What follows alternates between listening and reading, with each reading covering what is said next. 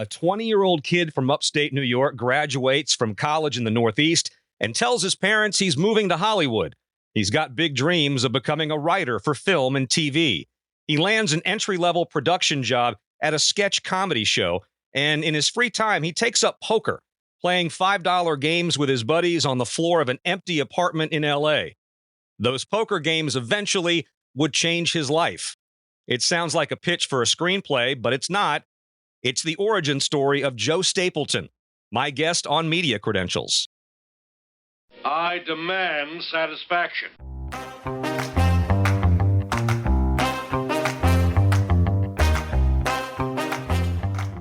My name is Whit Watson, and this is Media Credentials. I'm a sports announcer who's worked a lot of places. This podcast will peel back the layers of sports media and show you how the sausage gets made. Through interviews with industry pros and my own experience, you'll understand why you're seeing what you're seeing and who's responsible for it. Your media credentials have been approved.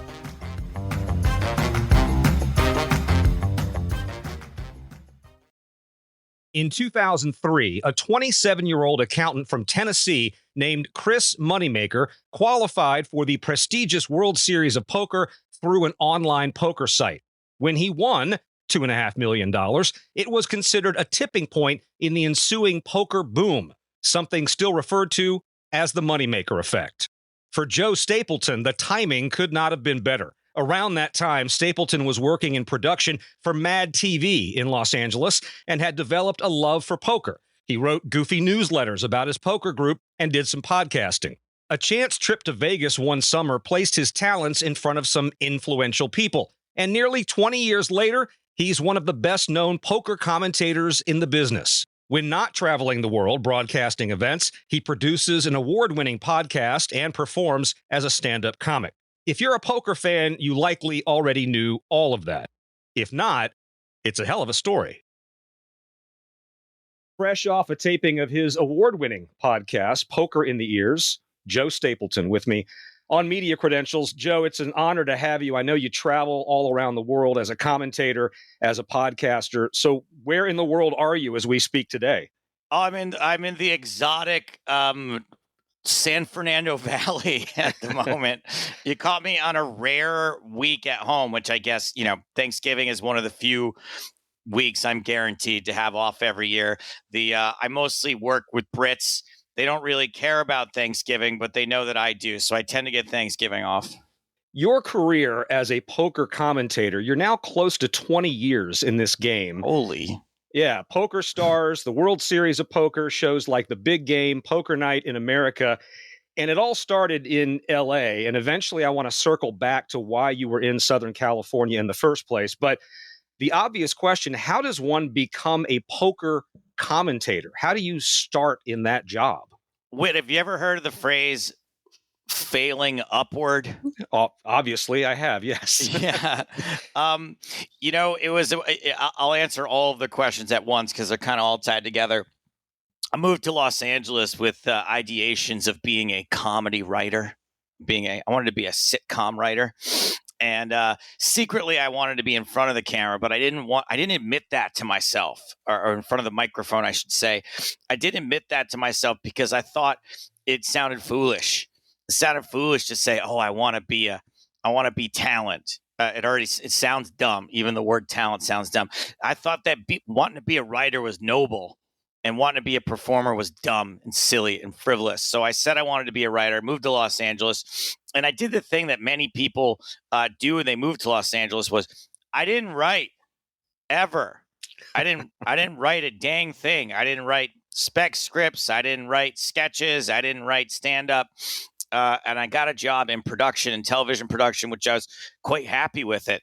21 or 22 years old, making $60,000 a year back in 2003 or 2004, and kind of felt like I was doing all right and didn't do anything. And even though I would say I wanted to be a writer, and I would occasionally do some slap fighting towards being a writer, I didn't really work that very hard at it. And I had a buddy who was really into poker, and we used to play poker together. And when I say play poker, we used to sit on milk crates and just deal out hands of Texas Hold'em on the floor because neither one of us had any furniture. And he got a job interning for Card Player Magazine at the World Series of Poker. And he asked me if I would drive him to Vegas to drop him off for the summer. And I said, sure, why not? I got nothing going on. I was working for a show called Mad TV in production, and they would go on summer hiatus. I had nothing going on, so I said, sure, I'll drive you to Vegas. And when I went to drop him off, his bosses said, hey, we're a couple of guys light. Do you know anyone who can write? And he said, yeah, my buddy over there in the car, he can write. And so I dropped him off in Vegas. I drove back to LA, packed a bag, and then drove back to Vegas the next morning. And even though I kind of kept one foot in Mad TV and in poker at the same time for the next couple of years, that was it. It was off to the races for me in poker. What was it about poker that drew you to the game in the first place? That's a good question. I think it was the camaraderie of hanging out with friends and it being a social game and something for guys to do together that, believe it or not, cost less money than going to a bar in Los Angeles. We would play a $5 tournament around the kitchen table, and that would take up an entire night. And I didn't have the bankroll that I don't mean poker bankroll. I just mean life bankroll. Like all my buddies kind of had the support of their parents. Their parents were paying their rent. Their parents were paying their credit card bills as young people in LA, which is, pretty common these days. I didn't have that. So if I could spend an entire night hanging out with my buddies and not sign for $100 bar tab at the end of it, that was a really good night for me. So the $5 entry fee for the poker tournament paled in comparison to having to spend to go to a bar in Santa Monica where every drink was $8-9.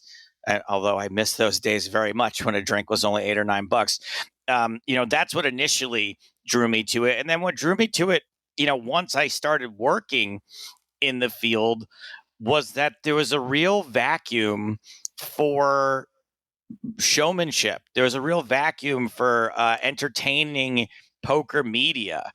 And I was able to, I was able to be, as my friend once called me, I was able to be the world's tallest dwarf in that I was the funniest guy in poker media because no one was really trying to do it. So there was a hole there that I sort of capitalized on. And there was some resistance at first, but eventually I managed to carve out that niche for myself.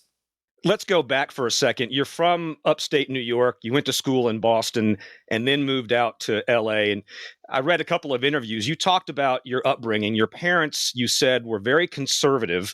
Dad worked at a post office and mom was a teacher. Were you, as a kid, a sports fan? Did you have any favorite teams or athletes? Yeah, I remember, I grew up a Yankees fan. And played Little League. I went to Little League baseball camp in Pennsylvania, but I was never very good. I was always just barely making it on the team. I kind of was into bowling for a while. I don't know if you consider bowling a sport or not, but I was captain of my high school bowling team. But we were the worst team in the division. So my whole life I've either been the best of the group of very bad people who are very bad at something, or the worst of the group of people who were pretty good at something. For some reason, the competitiveness of sports never really appealed that much to me. I never cared that much. And I think that part of it is that you've probably experienced this. Well, maybe not, considering I'm sure you deal mostly with sports, in that if I couldn't be the best at something, I didn't really feel the need to subject myself to getting beat up doing it all the time. So I just tend to sit out of the competition. And I think that's kind of why, the stuff that I gravitate toward now is also stand-up comedy is a solo venture and there's no defense in it. There's only you and performing for yourself. And I tend to gravitate more towards those sorts of things. Bowling is similar, I guess. There's no defense in bowling, and you can still have a pretty good time without really competing against anybody else. Well, yeah, I mean, I play golf. It's the exact same thing. Sure, There's no defense, and if you're out there by yourself and having a good time, then that's all there is. I mean, and it's interesting too because I find that people who do what we do, whether it's on camera or in front of an audience, tend to be introverted, tend to be kind of on the shy side. Do you find that to be true for yourself? That was definitely true early in life. It's really weird what drives people to force themselves to get in front of a camera or in front of a group of people.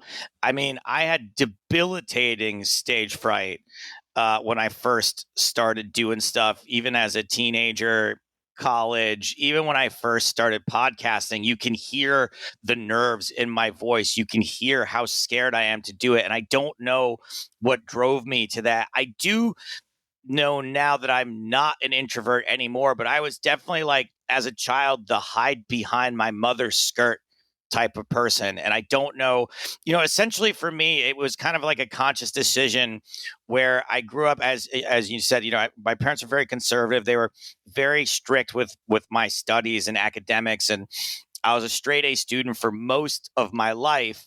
And what happened was I kind of got sick of being I wanted to be popular. I decided I no longer wanted to be a straight A student. I wanted to be well liked. And I made a conscious decision like, hey, if you're funny, people will accept you. You don't have to be cool. You don't have to be the kid that has everyone over every Friday night. Their parents let them drink or have like a ski chalet or any of the things that made the other kids cool. You can just be funny and people will respect you for that. And eventually that did take hold. And I just sort of glommed onto that. But it took years. I mean, it took years in high school. And then as an adult, it took years too. It takes confidence even to be the person to yell out a joke in a crowd of people. But yeah, I guess it was like a means to an end to get out of that sort of introversion was why I started my attempts to be class clown. When you did get on camera, and I believe the first foray was the Fox syndicated show called The Big Game, which was presented by PokerStars. To that point, I assume you had not been doing stand-up yet. You were primarily, as you said, a writer, a producer, a behind-the-scenes guy. What did you need to learn about being on camera once you started? First of all, Whit, your research is impressive. You've got it all right so far. I did a little homework before we got here. Yeah. Yeah, good stuff. So you're right in that I did. The reason I was on anybody's radar is I had been doing a little bit of podcasting here and there over the years, but only in poker circles. And I'd done a little bit of on-camera work for short-form video content. Wasn't very good at it. At least in my opinion. And yeah, I did have to learn a lot. And I credit, you'll know this name, two names you may know. One for sure, you'll know Chris Rose was my original co-host on The Big Game. And Chris is a guy, if just for your audience, probably does know him, but if you don't, he's done the World Series of Baseball. He's done the Super Bowl.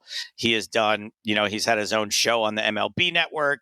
And that was, even 10 years ago or 15 years ago when I did the show with him, he was already a big name in sports and he's flawless. I mean, he is just a natural born broadcaster and really doesn't make mistakes.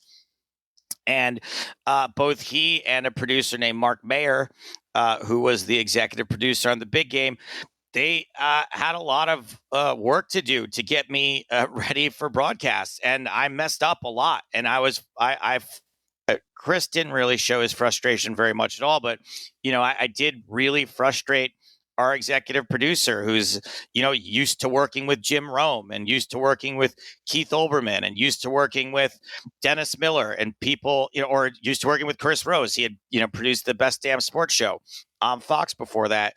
And to have me foisted upon him, I'm sure that I wasn't his first choice for who should be co-anchoring this show. I was the PokerStars decision. PokerStars put me in that role. So I had to learn a lot. He told me, read the newspaper in front of the mirror. And that sounded very stupid to me, but I did it and it helped. And then Chris Rose did me the biggest solid maybe of any person could have back then, other than getting hired in the first place. Was so we'd be in the recording studio and there'd be this button, the talkback button, and the executive producer used to slam it. He'd go, stop. Every time I said something he didn't like, or if I tripped over my words. And it got to the point that if he even shifted in his chair, I would tense up. I would freeze up. I would stop before he could even move. And one day, Chris Rose looked at him and he said, get out. Get out of the room. You're terrifying this kid. He can't do anything. You leave the room. We're going to record the show. You can come back later and fix anything you need fixed, but this is not working like this. And Chris standing up for me and telling this very ornery, who, by the way, I love the guy now. We get along very well. And I kind of actually even respect how no nonsense he is.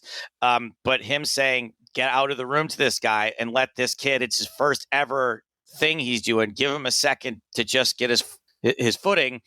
I don't know that I'd be where I am now if it weren't for Chris doing that. So, that was it. That was a huge solid from him, and something he didn't have to do. He could have sat there rolling his eyes every day the same way I did in the second season when my best friend Scott Huff got brought in and he wasn't picking up on it right away. I was frustrated, whereas Chris, who had every right to be frustrated, was very patient with me. That's a very generous co-host. That's a very courageous move on his part to do that for you. And on the topic of co-hosts, the person that you're with most often now on the podcast, on the air, is James Hardigan. You guys have worked together for a while. I've listened to the podcast. I've watched some clips, and there's obviously a lot of chemistry between the two of you. How long did it take before you felt like you guys were clicking? That, believe it or not, was instantaneous. Actually, I do believe it, but I wanted to hear this. We had so we just recently brought back something called the North American Poker Tour. Just happened in Vegas a few weeks ago, and it was a PokerStars event. The first time we had held a North American poker event in I think it was 12 years, a little over 12 years, and the first North American Poker Tour event that happened in Las Vegas was at the Venetian, whatever it was, 12 years ago. And I got asked to come in and do some guest commentary. At the time, I didn't know that it was really even a potential job. I was on the big game already at that point, but I didn't know that live commentary was even going to be a thing. They were just trying out live commentary. And James was already their anchor, and they said, we want you to go in and do an hour of James. And I was like, yeah, sure, whatever, fine. I'll go in. I'll just go do an hour. I'll go mess around. I'm live for an hour. And I did not know, but that was an audition for me. And I'm glad they didn't tell me because I didn't have a chance to choke. And James and I, we just got along right away. We just had the yin and yang. And it was pretty instantaneous. I'd like to say that we've gotten a little bit better over the years, but it really started off pretty close to a good match. It just, from our status in life, he was a buttoned up British married guy. I was a rough and tumble, unpolished American dude. James, much like Chris Rose, is kind of flawless in his delivery, doesn't really mess up, doesn't really trip over his words, and sort of I make screwing up into my brand. So that's kind of, it was instantaneous, and we've been very lucky, that everyone else recognized that as well. Everyone else got it. We covered different segments of the audience, I think, that way too.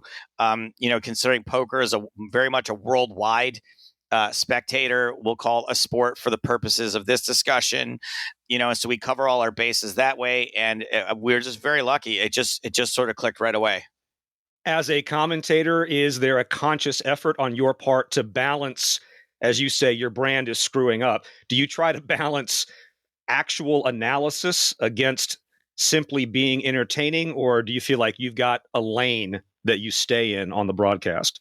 So for a while, there was a lot of pressure on me to be the analyst. It used to be, the roles are defined is that there's a play-by-play and then there's a color/analyst. And when I worked on the big game, I didn't know how little I knew about poker. And so they hired a coach for me, and we would go over all of the hands prior to my commentary, where I would work in high level analysis that mostly did not belong to me with my jokes and my style of humor, which is what you see on the big game. That coach continued on with me for, 6-7 years from when I went from the big game to the European Poker Tour, at least the taped programs.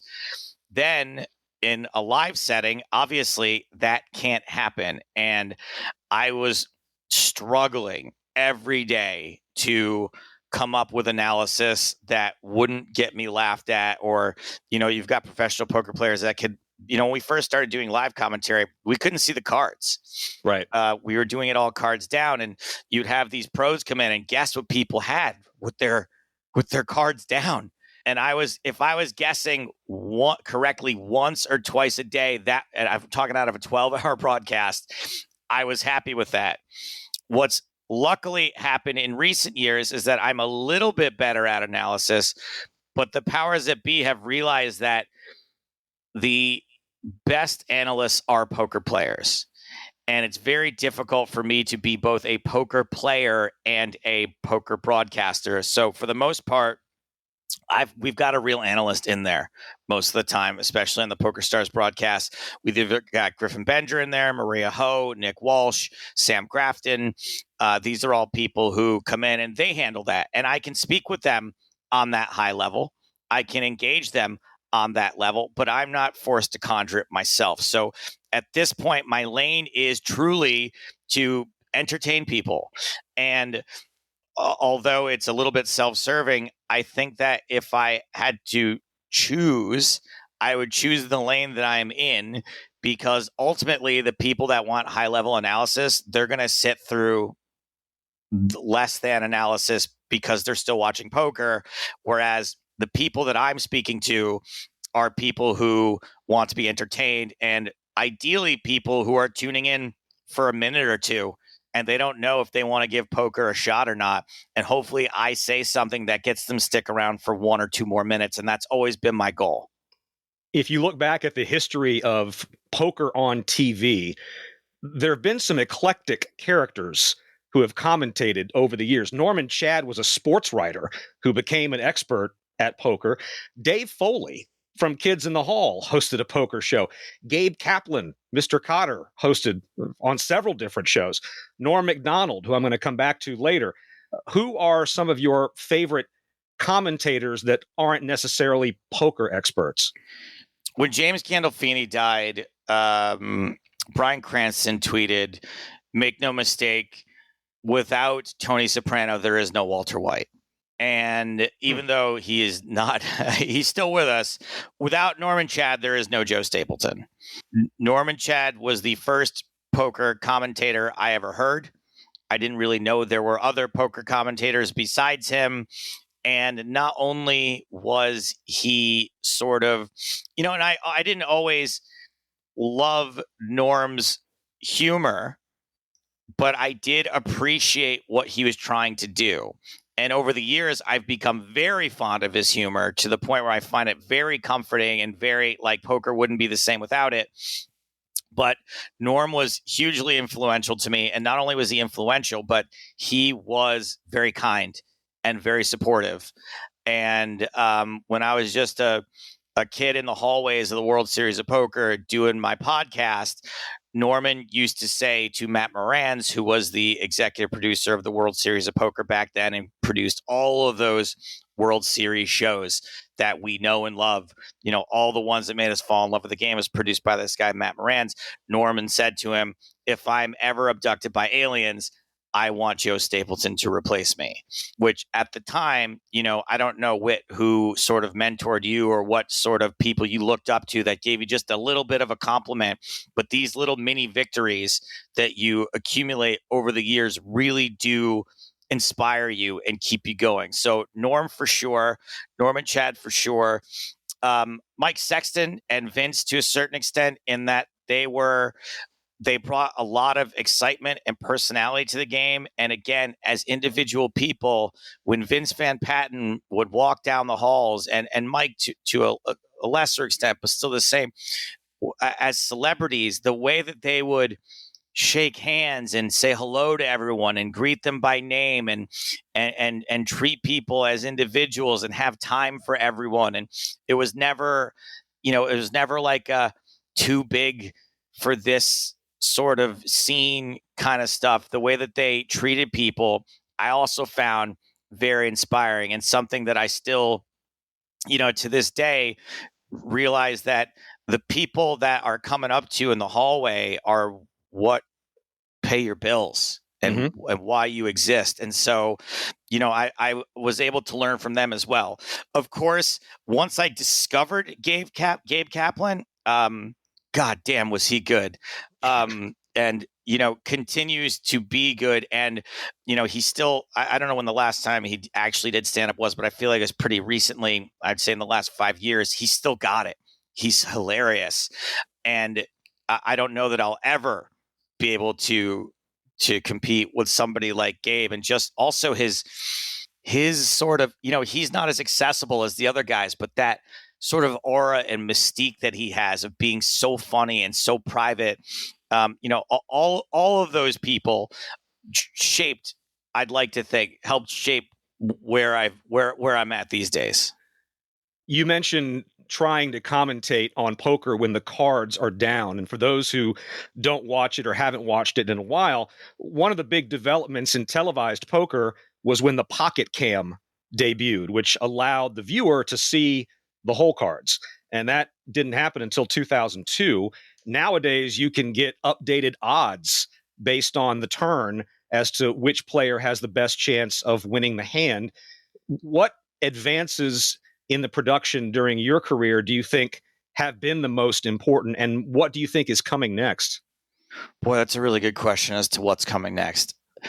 Certainly the ability to do live poker commentary with cards up has probably been the biggest advancement, right? So obviously when there were cameras, you could record what the cards were and put them in the graphics later, and then you do it in voiceover, yada, yada. When the development happened that we have the technology to not only see the cards live, but what we do is the pictures that I am commentating on. So if you're watching one of my live broadcasts, you're hearing me live. I'm reading live chat. But what I'm looking at is video that is 30 minutes old. So the video, the way I explain it, is that there's a really, really long cable, and it takes 30 minutes for the signal to travel through the cable. That's when I get it. And we've got the whole card information attached to it. That development of being able to do as live, right? We call it live on a 30-minute delay, is probably the biggest technological development, and we've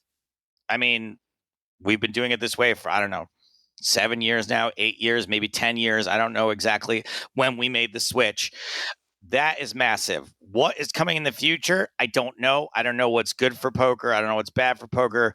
I know that there are people that are developing the technology to be able to control which table you're looking at, which player's cards you're looking at.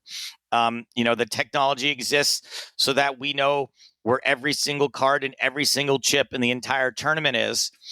So it is possible that one day it will be a custom tailored experience as to who you are watching and for how long, where the camera is pointing. All these things, do exist and have been in development. I don't know what it'll take. Obviously, I want people watching the main broadcast. I want them broadcasting what I'm commenting on, but it's entirely possible that people will choose to watch their own thing in the future. I assume that similar developments are happening in other sports, right? Like golf, you mentioned, for example. To be able to just stay with that one golfer all day long probably can't be that far in the future. Oh yeah, it already happens at the Masters. If you go online, you can more or less go to any hole that you want to watch and just watch that hole, or you can watch a featured group. Now they have an unlimited budget, so they Right. can do that. But yes, it is coming to other sports. If you're not at a taping, not in a casino, not working at a tournament, how often do you get recognized? Couple times a year, just enough that it's still fun. Okay. I got a major part in my act right now, my stand-up act. So I did stand up at the Edinburgh Fringe Festival a couple summers ago, and one of my comedy idols, Michael Ian Black, we became friends, and he came and watched me, and he watched my hour, and I was like, hey, can you give me any hints? And he goes, yeah, you have one of the most interesting jobs in the world, and you don't talk about it at all. And I didn't at the time. And I was like, yeah, I don't know. It seems like it would need a lot of context. And to me, stand-up comedy, like what's funny is struggle. And people don't really, I don't think anyone wants to hear about success. And he goes, hey, you're not that successful. And so now a huge chunk of my act is about the weird level of famous that I am. And how I do get recognized a couple of times a year, but they're typically very awkward encounters because I'm not doing the sort of thing that people who get recognized should be doing. Like I'll get recognized flying middle seat on Southwest. Like the guy to my right will be like playing poker or something on his phone. So I get recognized occasionally in my normal life, but if I'm in Vegas or a casino or anywhere where there's a casino nearby, it's a few times a year, and it's like I said, it's just enough that it's not annoying. But I have been recognized in situations and or been out with people and had someone scream my name to the point where I'm like, oh man, if I was actually famous, this might be kind of a drag. Yeah. The elite players currently, the poker players, the stars of the show, who are the players that elicit the most dramatic reactions from fans? Like, who's the Tiger Woods of poker? Phil Hellmuth Jr. is still, despite all of the time that's passed and the ups and downs that poker has been through as an industry, and whether it's on television or not television, he's still the number one guy I get asked about. He's still the guy that makes it into the mainstream more than anyone else, whether it's for better or for worse. His behavior tends to make the highlight reels. He's still a very dynamic personality. Negreanu to a certain extent. And, there are people now too who poker for the last bunch of years has gone through a bit of an evolution where it's not rewarding to have that standout personality anymore. In fact, it's a detriment. It hurts your bottom line. Used to be that if you were a character, there were at least endorsement deals for you or TV deals, and those don't really exist anymore. So between that and the fact that poker has kind of evolved as far as like the amount of layers of thinking required to play it, that you don't have as many of those personalities anymore. And the ones that do stand out are typically regarded as villains at this point. Hellmuth's on the fence. People love him. People hate him. There's a guy named Will Kassouf, an English guy who's got a great personality, but, is widely regarded by many as a villain. A guy named Martin Cabral, similar. It's rare these days that you will have a super dynamic personality. And also because, it's not really on TV anymore. Yeah. You've got in America, you've got the World Series of Poker, which, I think is buried on CBS Sports at this point. It's not, doesn't get that same ESPN coverage it used to. Our show is on FS1 once a week. You don't really have the World Poker Tour is still on as well, but it just doesn't get the same screen time as it did before. So the personalities have both been muted by lack of media and also lack of incentive. It's just, the quieter, the smarter, it's more like chess now. The more money you're going to make. Since this is allegedly a podcast about sports media, is poker a sport, and are the players athletes? Not to make you delete this recording, but I am not a poker as a sport guy. Okay. Poker is a game. Poker has a lot of the same elements the sport has, right? It's got competition. There's discipline. There's obviously strategy. There's some physical factors, as in it does require some stamina to play the game well for what is required in a tournament, 10, 12 hours at a time, many days in a row. For me, it just doesn't quite have that last piece of the puzzle that you need for it to be a sport, considering that, that you can, someone else can pick up your cards or your chips and move them for you. If esports, I don't want to say they're not a sport, but if anything, if you can play it online, in my opinion, it doesn't quite meet the requirements for what we widely consider to be sport, despite having all of the characteristics of elite competition. It just doesn't do it for me as a sport. I'm curious, what is your opinion? Wow, turning the tables. I think I agree with you. I think that it's kind of like dancing, right? Like dancing is a physical activity, and there are competitions. Maybe cheerleading is a better analogy. You can compete at it, and there's a winner and a loser, but does that make it a sport? I think it's how you define the word sport. I would be more inclined to say that dancing or cheerleading is a sport, only in that it requires intense use of your body, right? Yeah. Whereas poker just doesn't have that, other than being able to sit in a chair and think for 12 hours, which to me just doesn't quite reach that physicality aspect for me. But for you, what you're saying is like the sort of the strategy element is not quite there for you in those other things. Yeah, I mean, I'm sure there is a strategy when I probably shouldn't have used dancing or cheerleading because of the physicality aspect. I'm thinking of like chess. Chess, of course. Yeah, I categorize it the exact same way as chess. Yeah. So this is what I call the wild card round that I just made up. And these are just random topics based on based on your bio and your experience. You mentioned working on Mad TV, and I looked back at the years that you were talking about. Jordan Peele, Keegan-Michael Key, Frank Caliendo was on that show. Yep. And you talk about being the funniest guy in the room. What did you learn from working on that show? Man, you know what? That's a really great question. The things that I learned working on that show is you can't be afraid to put yourself out there. I remember the cast of that show at the time, and you're right, all those people I did work with, and they were all lovely people, and I'll get to that in a second.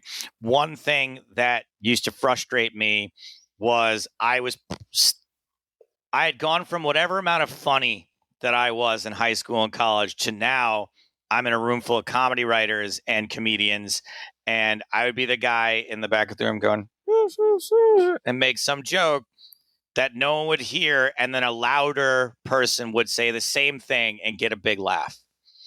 And that was frustrating for me, and I realized that was on me. That was on me for not putting myself out there more and doing that.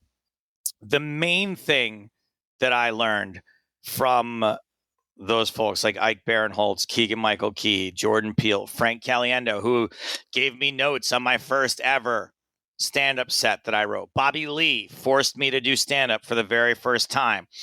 What I learned from them was how to be gracious and how to be a down-to-earth and decent person, despite the fact that you are very busy and very talented, and to make time for other people, and how easy it is to make someone's day and make them feel special just from walking through and saying, "Oh, hello, Tony. How are you? How's your brother today?" I ran into Keegan a few years ago. He was on a red carpet of a movie premiere. He spotted me. He jumped off the red carpet, came over and gave me a hug, asked me how my family was doing.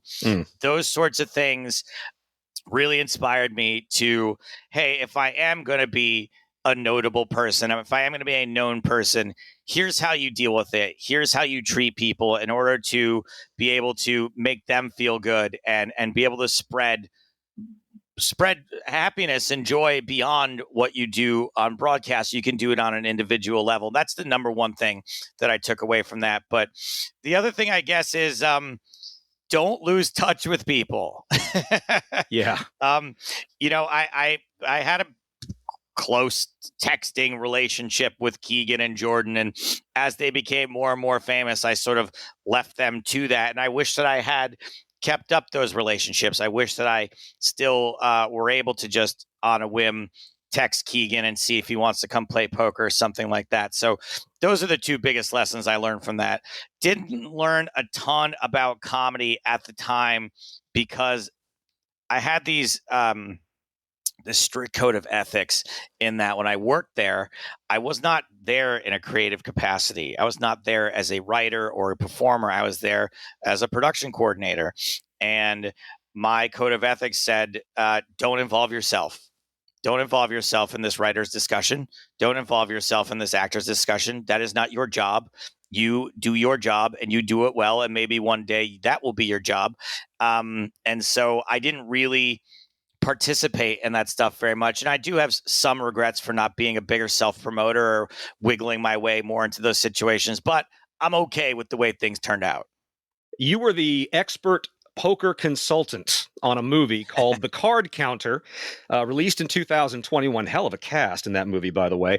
And I have not seen that one, I'll admit, but I have seen Rounders more times than I can count. What are your thoughts on that movie, and how often are you asked that question? I'm asked that question pretty regularly, but I'm never sick of answering it because Rounders is the holy grail of poker movies. It is... first of all, it's a fantastic movie through and through. I end up watching it every couple of years just because I think it's a perfectly paced script. It is wonderfully written. It's got drama. It's got humor. It gets the poker right. It really nails everything. That movie I just think is an A+ movie overall. And as far as poker is concerned, you cannot find a better poker movie, especially when it comes to Texas Hold'em. And Brian Koppelman and David Levine are poker players. Koppelman has been around the poker scene for a very long time. He still has a regular game. He's been very friendly and supportive to me, so that makes me an even bigger fan. And he works poker into the other projects he's done. He did one called Runner Runner, which he says himself he's not the biggest fan of. But he did in Billions. He worked poker into multiple episodes of Billions, which is a show that he and David also created and executive produced. So we in the industry are really big fans of Koppelman. We love Rounders. The Card Counter is not Rounders. It is not a poker movie. It is a movie in which the main character does play poker, and I was lucky that my friend read the script written by Paul Schrader. If you're going to talk about cast, let's not forget who wrote and directed this movie. The fellow that wrote Taxi Driver wrote this movie, legend in cinema. And I was lucky enough to work on the movie for a week. And believe it or not, this legendary filmmaker, I mean, I didn't realize going in the sort of reverence people had for this guy. And I would go, no, Paul, no, we got to do that again. And people would look at me like I grabbed a cobra by the neck. And to me, he was cranky Uncle Paul. And I had a great time, a lot of pressure working on that. But I always want to temper people's expectations. It is very much a Paul Schrader movie. It is not a poker movie, even though there are a few poker scenes. And to my delight, most of the poker got cut out of the movie.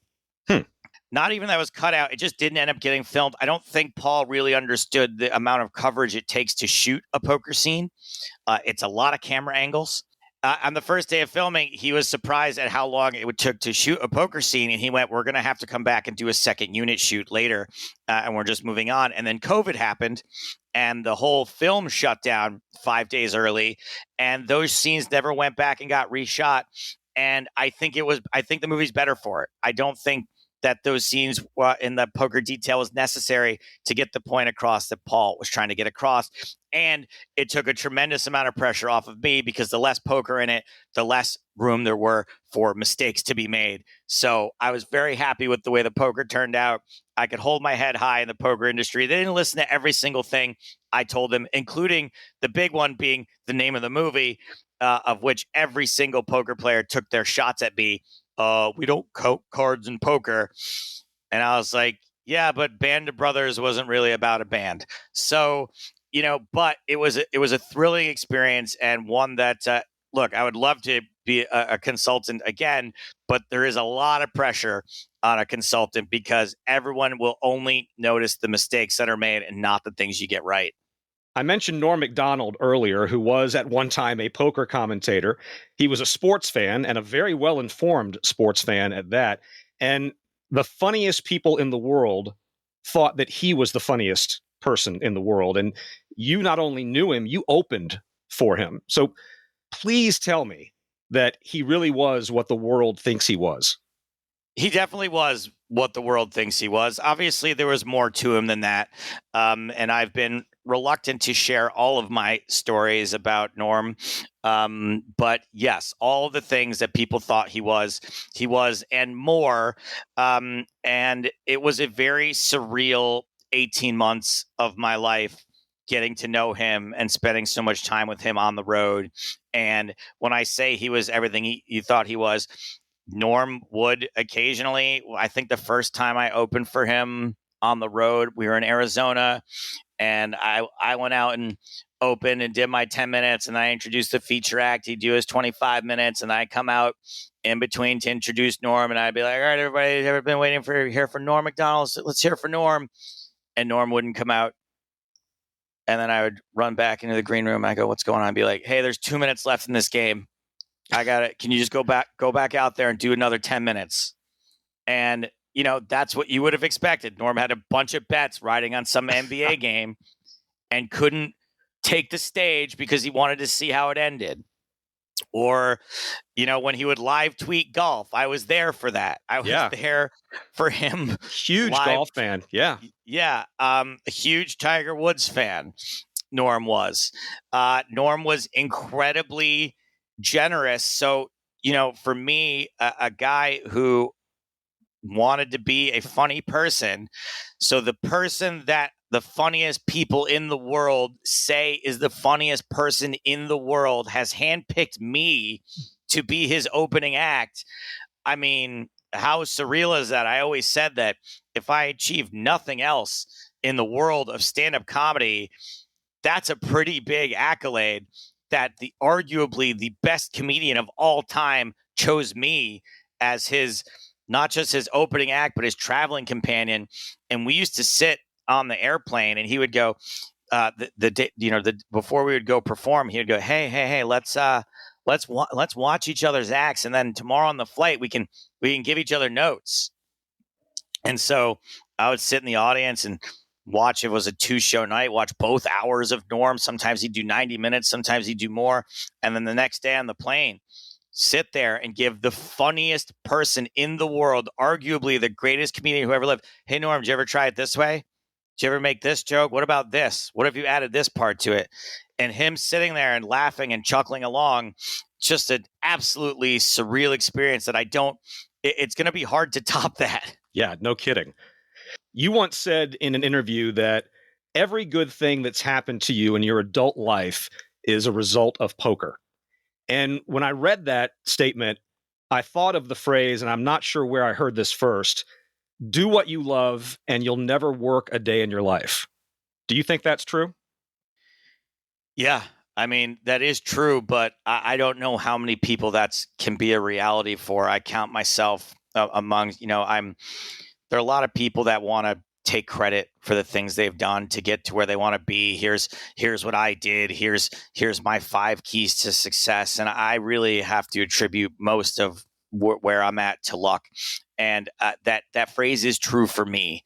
And I always say this, I have the greatest job, certainly in poker, maybe in the world, in that I have managed to take something that I would have done for free and did do for free, and somehow I get paid for it. Somehow making fun of people, somehow goofing on old footage of something, which is more or less what I'm doing. I'm doing Mystery Science Theater 3000 on poker that either happened 30 minutes ago or 3 months ago or 3 years ago, to somehow be able to do something that I would sit at home and do with my friends for free and turn that into a job is really a luck that I cannot describe. How many people get a chance to do that? My dad was a miserable hump who went to work at the post office every single day, and I could see him every night dreading the next morning. And look, I've got stuff that stresses me out, and I've got certain days where I'm not looking forward to a long stretch of work, but man, oh man, am I lucky that I get to that this is somehow a job, and somehow I've got to do it for the past 15 years.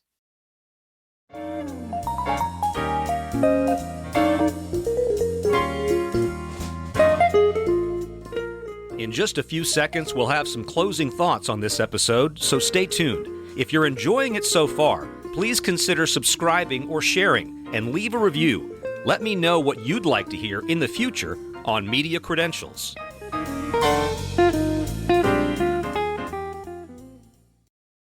Most of what I know about poker comes from the movie Rounders. I still quote John Malkovich as Teddy KGB almost daily. I have to give credit to dear friends of mine in Brooklyn, Jeff and Dana. They met Joe at a stand-up show in Hoboken several years ago and hit it off. I should point out Jeff and Dana are pretty serious poker players. They thought that Joe would be a great interview, and they were right. This is my 30th episode of Media Credentials, and as I've noted before, there are many common themes that pop up when talking to people who work in media. A willingness to try new things, always say yes, treat people the way you'd like to be treated, and appreciate the power of good fortune. Thanks to Joe for coming on, and thanks to you for helping me get this far.